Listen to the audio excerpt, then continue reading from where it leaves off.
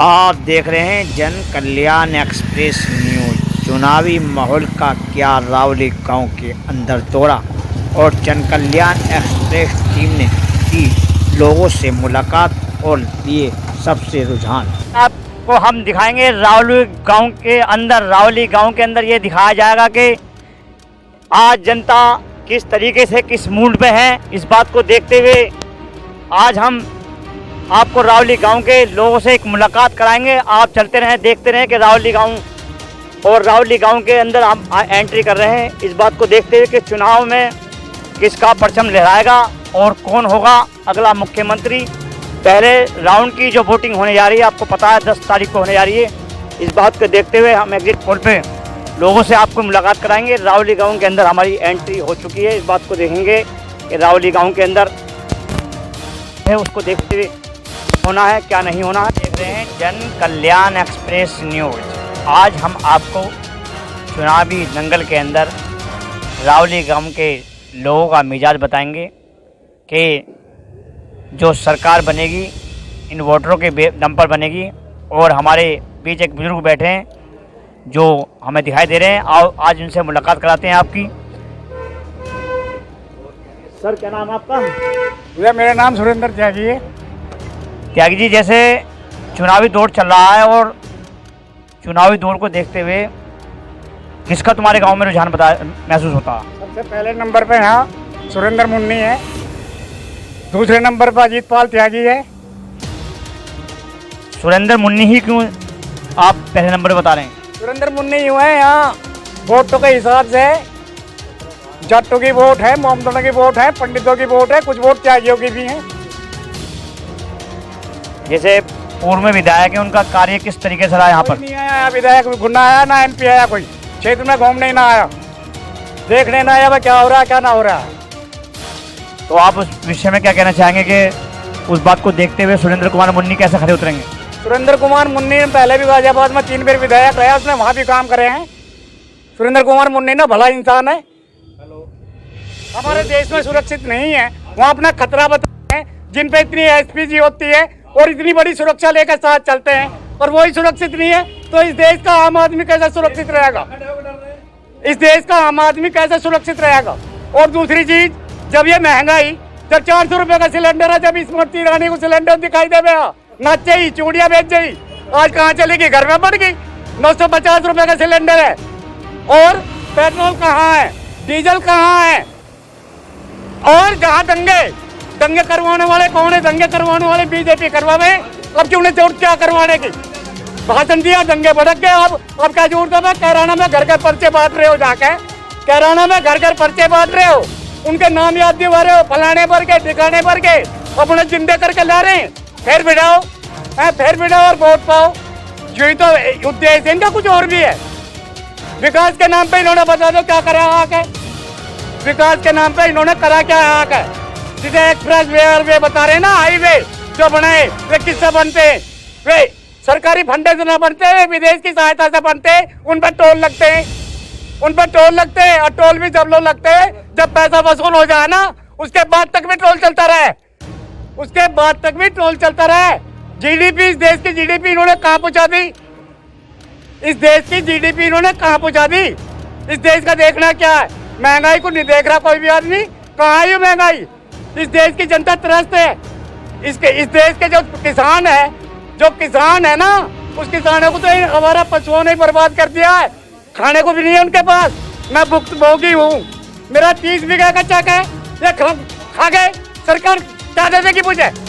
क्या दे देगी सरकार मुझे? और एक काम बता दो, कोई आज लो आया है या क्षेत्र में कोई आया है प्रतिनिधि MP? हम कह रहे थे वैसे पूरे क्षेत्र में कई विकास के नाम पे कुछ नहीं है। देश बर्बाद कर दिया, खोखला कर दिया। 70 साल में कांग्रेस ने जो 70 साल में कांग्रेस ने बनाया, वो लूट के खा गए हैं, लूट के खा गए। जो देश बर्बाद कर दिया इन्होंने। अदानी अंबानी से आके पहुंच गया। कैसे पहुंच गया है? जय शाह BCCI के अध्यक्ष जैसा बना दिए। क्रिकेट का बल्ला हाथ में लिया उसने, जय शाह ने।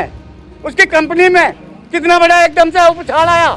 कि उसके पास इतना धन आ गया जैसा के? कहाँ से आ गया, कहाँ से आ गया? और आज तक जितने घोटाले कांग्रेस में हुए हैं उस घोटाले में किसी को सजा हुई है? एक जैन थे, जैन IAS जो कोयला सचिव थे, वे जैन के पास पैसा नहीं था एक भी अपने वकील को देने के लिए भी। वो जैन बरी होकर आया है, वो जैन कोयला घोटाले में बरी होकर आया। अब जिसके पास पैसा नहीं है, इतना ईमानदार IAS, वो इन्होंने खपे उसने बांट दिया अंदर जेल में। बस भैया मैं तो यही कहना चाहूंगा, अगर देश बचाना है तो बीजेपी को हटाना है, अगर देश बचाना है। रावली गांव की मशहूर दुकान है जो समोसे की दुकान है, मैं उनसे भी इस बारे में पता करूंगा कि चुनाव के अंदर क्या रुझान चल रहा है इसको देखते हुए। क्या नाम है आपका सर? मेरा नाम साजिद। साजिद। तो यहाँ पर चुनाव को देखते हुए क्या चल रहा है? चुनाव को देखते RLD आएगी। आपने कैसे महसूस करा RLD आ रही है? वो महसूस ऐसे कर लिया जब जोर है उनका यहाँ पे। RLD का जोर है। हिंदू यादव मुसलमान त्यागी व्यागी 60% जाएंगे। ये जो विकास के ऊपर वोट हो रहा है या किसी और चीज़ के ऊपर हो रहा है? विकास के ऊपर। और हमारे इसमें आगे और पिलाते हैं लोगों से हम आपको बीच, और हमारे बीच में बैठे हैं गांव के ताऊ बैठे हैं, उनसे बात कराएंगे कि चुनाव का क्या रंग चल रहा है। क्या नाम है आपका? मांगेराम त्यागी। त्यागी जी, हमारे जैसे इस गांव के अंदर, हमारे रावली गांव के अंदर तो चुनाव का क्या रंग चल रहा है, आपको क्या महसूस हो रहा है? तो बीजेपी का ही जोर, योगी जी बाबा योगी और बीजेपी की वोट मिलेगी, सरकार भी बीजेपी की, क्योंकि अच्छा माहौल है, गुंडागर्दी पे हुआ है और कोई शांति प्रिय विधायक भी हमारे यहाँ पर अच्छे काम करे हैं। और जो है जातियों में, जाटों में भी, त्यागियों में, ब्राह्मणों में ज़्यादातर वोट जो है बीजेपी की है। और ये खासा आप लोग थोड़ा सा चाहे कुछ बाकी बीजेपी की वोट मिले और कोई दिक्कत नहीं किसी की, सब सरकार बीजेपी की बनेगी। विकास को लेकर क्या कहेंगे आप? विकास को लेकर? विकास के ऊपर भी है, गुंडागर्दी के ऊपर भी है, दोनों चीज़ों के ऊपर है। विकास भी करा है, गरीब गुरबाओं को राशन सब चीज़ बड़ी सुख सुविधा से मिल रहा। तो गरीब जनता जो है सब उसी की बीजेपी के साथ से जुड़ी हुई है और विश्वास आगे से भी उनका क्या करा विश्वास बना हुआ है कि योगी जी आएंगे तो हमारी क्या करें, मदद करेंगे, सेवा।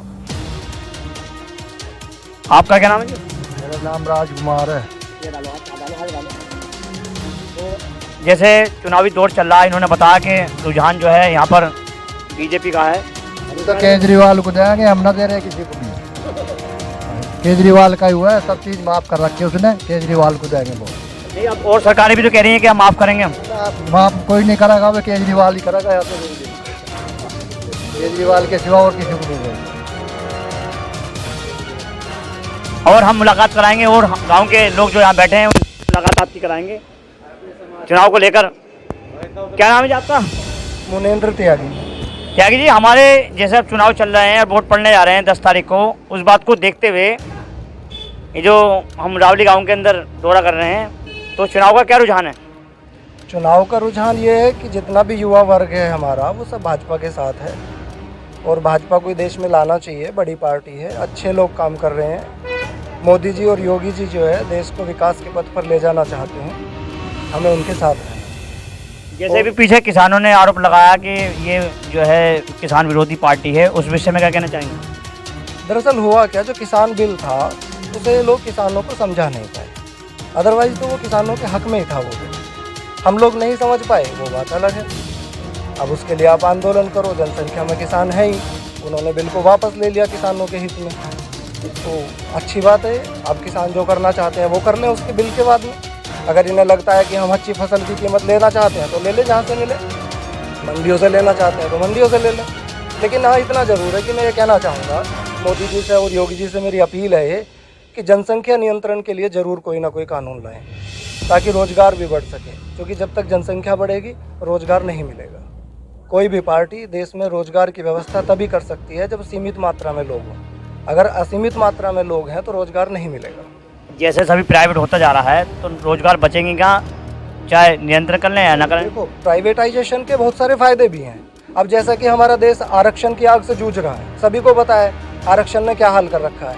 घोड़े को कभी भी जो है गधा नहीं बनाया जा सकता और गधों को घोड़ा नहीं बनाया जा सकता। उसी तरह से आरक्षण के थ्रू हमारे देश में कभी भी जो अच्छे ब्रिलियंट छात्र हैं उन्हें मौका ही नहीं मिलता, वो रह जाते हैं। तो आरक्षण का जो विनाश होगा या आरक्षण जो हटाया जाएगा वो इसी बल पे हटाया जा सकता है, क्योंकि दूसरी कास्ट को भी है, जो दूसरी मात्रा में लोग हैं यहाँ पे देश में जो आरक्षण का लाभ ले रहे हैं, उन्हें भी सरकार एक तरह से नाराज़ नहीं कर सकती। तो वे भी नाराज़ ना हो, प्राइवेटाइजेशन भी हो जाए, प्राइवेटाइजेशन में भी नौकरी मिलती है, सभी को मिल रही है, जो लायक है उसे नौकरी मिलती है। अब होता क्या है हमारे देश में, ज़्यादातर मैं देखता हूँ कि कुछ लोग ये कहते हैं रोज़गार नहीं है, रोज़गार नहीं है। आज की डेट में जिस बच्चे ने ग्रेजुएशन भी कर लिया है, बैंक से पैसे निकालने नहीं आते उसमें 1000 रुपये, कहाँ की क्वालिफिकेशन है ये? तो क्वालिफिकेशन इस तरह की तो होनी चाहिए ना, ताकि बच्चे को इतना जरूर आता कि वो रोज़गार लायक हो। जैसे 5 साल सरकार रही, आपके मैं इस बात पे जवाब देता हूँ, 5 साल सरकार रही बीजेपी की, तो उसमें शिक्षा पे क्या ध्यान दिया गया, उस क्या तैयारी रही उसके आपको देखते हुए? शिक्षा का देखो, मुझे तो इतना पता है, हमारे गांव में अब से पहले जो गांधी विद्यालय इंटर कॉलेज था उसमें हमारे यहाँ साइंस नहीं थी। अभी मैं एक न्यूज़ चैनल पर देख रहा था, हमारे गांव के किसी व्यक्ति ने कहा कि जी हमारे यहाँ साइंस नहीं है और हमारे यहाँ वो भी नहीं है, कॉमर्स भी नहीं है। तो मैं यही जानकारी के लिए बताना चाहता हूँ कि पिछले 1-1.5 साल से हमारे स्कूल में, चूँकि मैं भी उसका सदस्य हूँ कमेटी का, तो वहाँ साइंस भी आ गई है और वहाँ कॉमर्स भी आ गई है। आर्ट साइड वहाँ पहले से ही थी। तो ऐसी शिक्षा देखो होता क्या है, मैं ये देखता हूँ प्राइमरी का टीचर हो, वो भी अपने बच्चे को क्या करता है, प्राइवेट स्कूल में डाल देता है। क्यों? उसे कहीं ना कहीं लगता होगा कि प्राइवेट जो हमारे स्कूल हैं वहाँ ज़्यादा अच्छी पढ़ाई चलती है, या जो प्राइमरी के स्कूल है वहाँ पढ़ाई नहीं चलती है, जबकि वो उसी का टीचर है। तो ये व्यवस्था थोड़ी सी सरकार को बदलनी पड़ेगी। नहीं, उसके लिए मैं ये कही तो मैंने आपसे पूछा, उसको आप बिल्कुल सीधे सीधे शब्दों में बताएं कि शिक्षा पे क्या मामला रहा सरकार का? शिक्षा का स्तर अच्छा करना चाहती है। इस बार शिक्षा का बजट भी बढ़ाया है इन लोगों ने, तो शिक्षा के लिए, और स्कूल तो काफ़ी हैं यहाँ पे। प्राइमरी स्कूल में अगर बच्चों को भेजें, बहुत सारे लोग ऐसे हैं प्राइमरी स्कूल में बच्चों को ही नहीं भेजते, तो टीचर घर घर तो जाने से बढ़ाने से रहे। नहीं, मौका भी दिया हो या ना दिया हो 3 साल से, हालांकि कोरोना भी है, वो बात सही है, लेकिन उसके बावजूद भी सरकार चाहती है कि एजुकेशन लोगों को मिले। अब ये एक अलग बात है कि किसी आदमी का लेवल ही ना हो एजुकेशन तक पहुँचने का। एक आदमी है, उसे रोटी मिल नहीं रही है, तो वो सबसे पहले ये चाहेगा कि मैं मजदूरी करके अपने बच्चों का पेट पाल लूँ, कहाँ से शिक्षा देगा वो? तो शिक्षा के लिए मैं यही कहना चाहूँगा कि लोगों को पहले जागरूक होना चाहिए, उन्हें अपने बच्चों को पढ़ाना चाहिए ताकि वे देश के हित में काम कर सकें। अब मैं आपसे पूछना चाहूँगा, स्वास्थ्य के लिए क्या रहा मामला इस सरकार के? यही बात करेंगे, मुझे दिक्कत है, मैं बोल ना पाऊँगा। और हम रावली गांव में और लोगों से भी आपकी मुलाकात कराते हैं। क्या नाम है आपका? विश्वास त्यागी। त्यागी जी, सरकार जैसे बता रहे हैं कि ये भाई से बता रहे हैं कि हमारे यहाँ शिक्षा की थोड़ी कमी थी, उसमें थोड़ा सा सुधार हुआ है, तो उसको कहाँ तक सही समझते हैं? और चुनावी जो माहौल चल रहा है उसको देखते हुए सरकार अपने स्तर पे तो बहुत अच्छा कर रही है। स्वास्थ्य कार्ड बनवाए गए हैं, आयुष्मान वाले भी, केंद्र के भी और राज्य के भी, और कुछ लोगों ने बनवाए का भी फ़ायदा लिया। 5 लाख रुपए तक का वो मुफ्त है इलाज, तो अब सरकार तो मतलब से कर ही रही है। शिक्षा में क्या सुधार रहा? मैं शिक्षा के बारे में पूछ रहा हूँ, स्वास्थ्य की बात कीजिए बताइए। जी, शिक्षा में भी अच्छे अपने स्तर पे अच्छा ही वो कर रहे हैं। प्राइमरी स्कूल में किताबें हैं, ड्रेस हैं, खाना है, सब कुछ फ्री चल रहा है गरीब बच्चों के लिए। अगर अब हम भेज ही नहीं रहे हैं तो वो हमारी कमी है कहीं ना कहीं, तो सरकार तो अपने स्तर पे कर रही है। और हमारे बीच में खड़े हैं और हमारे बड़े खड़े हैं, वो बताएंगे। क्या नाम है आपका? योगेश त्यागी जी। त्यागी जी, सरकार का क्या बनने का मामला है? सरकार तो भारतीय जनता पार्टी की बने दीजिए, तो बननी चाहिए।